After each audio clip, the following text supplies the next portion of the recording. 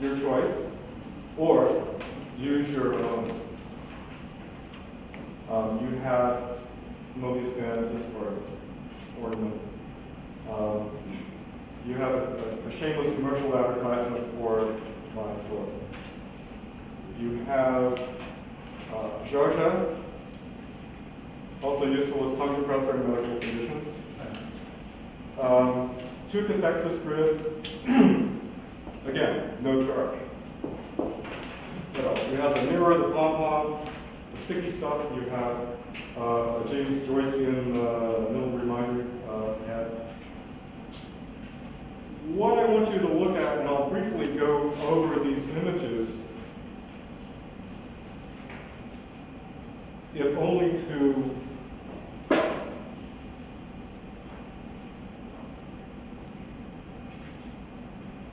suggest that our mode of proof is, first of all, we try to be as idiotic as possible. That is, we try to say things first and then justify them later. And most of the time it doesn't work out. But the justification always has to come from the outside. That's the rule we impose, that we have to find something in history where not only is there someone who seems to be operating according to these principles, but also knew that they were operating according to these principles. So we can't just impose an order from above and say, look, this is clearly the case, and of course it's only not the case. But in something like this, we find really striking evidence of how Antonello de Messina constructs a frame inside a frame. Great, that's Lacan point one. Every time you see a frame, there's another frame. And then he uses this space. Of course, this is famous in history. It doesn't mean he was reading Lacan at the time.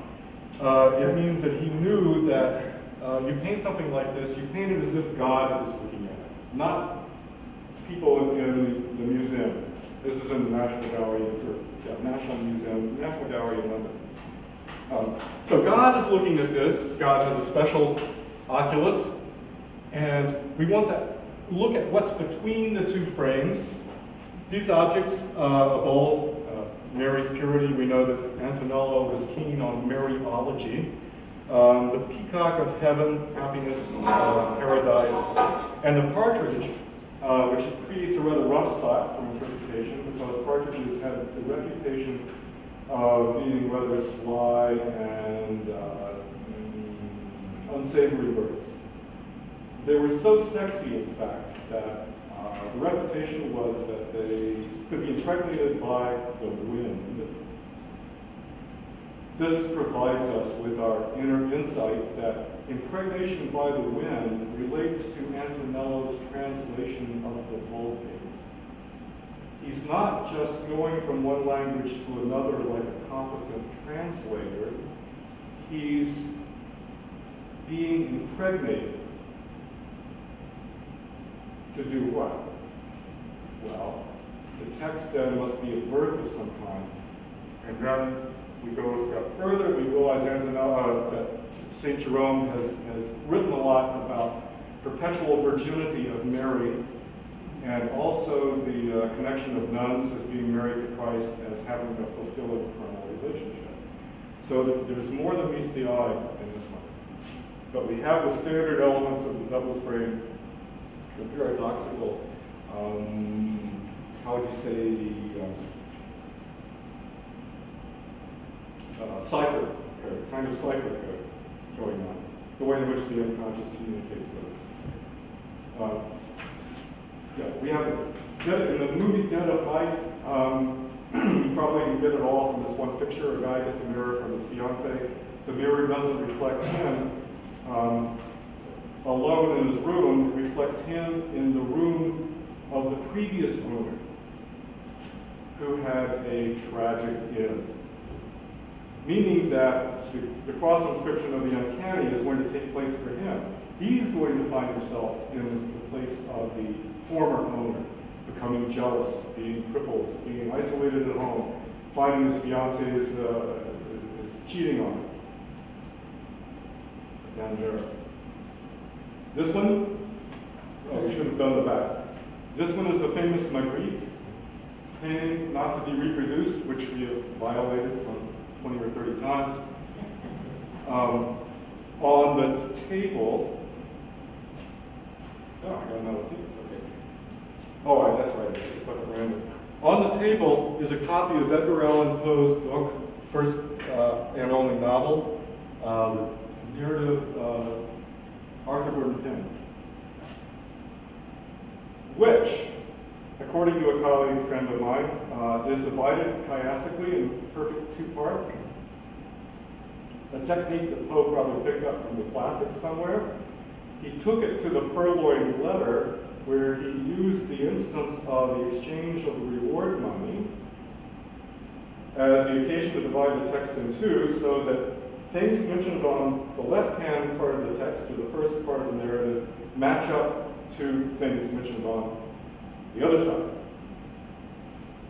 Now, the idea here is by bending the text like this, you create a space inside based on the left hand and the right hand of things. So things that are brought up on one side are answered or echoed on the other. Poe turns out to be one of those natural cipher people who can mentally look at a code and decode it in their heads. He had like an enigma machine for a brain. And to the point that he lays bare what Lacan is looking for when he talks about the purloined letter. You all know the story that the letter is hidden by putting it out where you expect to find other letters. A card rack.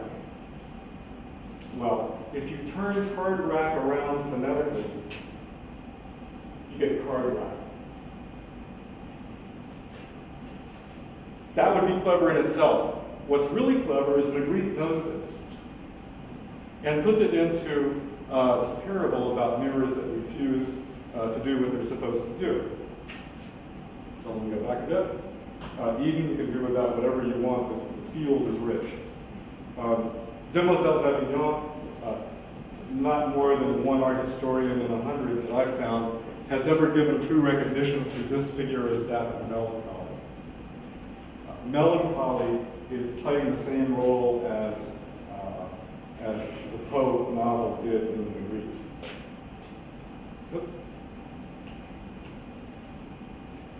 This is called the Mons Delectus, the mouth of choice.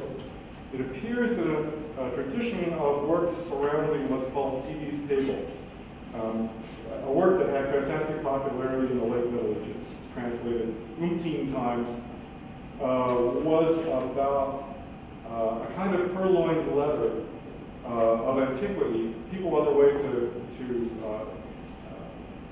to a shrine stopped by the temple of Saturn, very important, Saturn melancholy, and they see an image in the back. They asked the presiding priest, "What the hell is that?" And he said, "Well, if you look at it and don't understand it, it will turn you into a fool. If you understand it, it will turn you into a wise person." And so there's a kind of binary high-stakes game going on. Figure it out and you win $100 million. Don't figure it out and you owe us the same amount of money. That's about it, except if you have the energy in yourself, take a look at any movie you can think of, but Vertigo would be a good start. Because here we have an activation of vertical and horizontal dimensions played across the topography of San Francisco and the nearby Spanish, place where nuns go to live, where he has to climb the tower. Of course, not being able to climb the tower, you realize is the key to why the villain of the piece has selected him to do the job. He knows he won't be able to climb the stairs fast enough. This is the escape rule put in reverse. He won't be able to climb the stairs fast enough to see the villain exchange the actress for his wife. Throws his wife off the tower, dressed identically to the actress. By the time he gets up here, he realizes that between the cathexis of investment and the pushback of the pulsion of the drive, he's missed a couple of nanoseconds. So this difference, this slight displacement, temporal displacement, has made all the difference in the movie, and it becomes the key to how it ends. And if you really insist on doing an architectural example, you can join my fellow Nazis in celebrating this piece of marvelous architecture that has an interesting history in the 1930s. The Villa Savoy, which, well, I don't know too much. We need to ask questions. Shirley and Barry will weigh in on this.